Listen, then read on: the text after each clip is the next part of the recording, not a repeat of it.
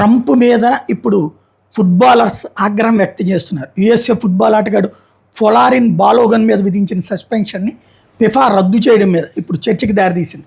America అధ్యక్షుడు Donald Trump FIFA మీద ఒత్తిడి తేవడం వల్ల సస్పెన్షన్ ఎత్తేశారన్నటువంటిది క్రీడాకారుల ఆరోపణ. తాజాగా దీని మీద యూరోపియన్ ఫుట్బాల్ సమాఖ్య తీవ్ర అసంతృప్తి వ్యక్తం చేసింది. ఈ మేరకు ఒక కీలక ప్రకటన కూడా చేసింది. అమెరికా ఆటగాడు ఫొలారిన్ బాలోగున్కి రెడ్ కార్డు జారీ అయింది. అతని మీద విధించిన ఆటోమేటిక్ మ్యాచ్ సస్పెన్షన్ అమలుని ఏడాది పాటు ప్రొబేషనరీ పీరియడ్ కోసం నిలిపేస్తూ ఫిఫా తీసుకున్న నిర్ణయం సహేతుకంగా అనిపించలేదు.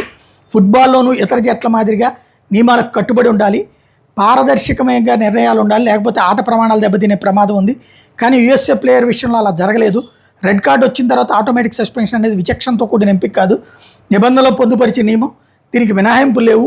మెగా టోర్నీ మధ్యలో ఇతర ప్లేయర్లు రెడ్ కార్డుని ఎదుర్కొని తమ సస్పెన్షన్ పూర్తి చేసినప్పుడు అమెరికా ఆటగాడు మాత్రం తప్పించుకునేలా తీసుకున్న నిర్ణయం సమర్థనీయం కాదన్నారు.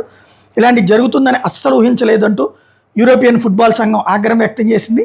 యాక్చువల్గా అమెరికన్ ఫుట్బాలర్ ఫొలారిన్ బాలోగన్ మీద విధించిన సస్పెన్షన్ ఫిఫా ఎత్తేయడం, దీంతో ప్రీ క్వార్టర్స్లో బెల్జియంతో జరిగే మ్యాచ్లో అతను ఆడేందుకు మార్గం సుగమం కావడమే ఇప్పుడు ఆగ్రహానికి కారణమైంది.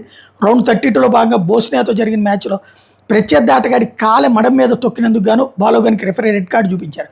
ప్రపంచ కప్ నిబంధనల ప్రకారం తన మీద ఒక మ్యాచ్ నిషేధం విధించారు.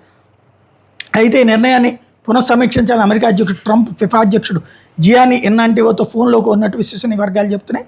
ఫుట్బాలర్ మీద సస్పెన్షన్ ఫిఫా ఎత్తివేయడంతో ఈ గొడవ వచ్చింది.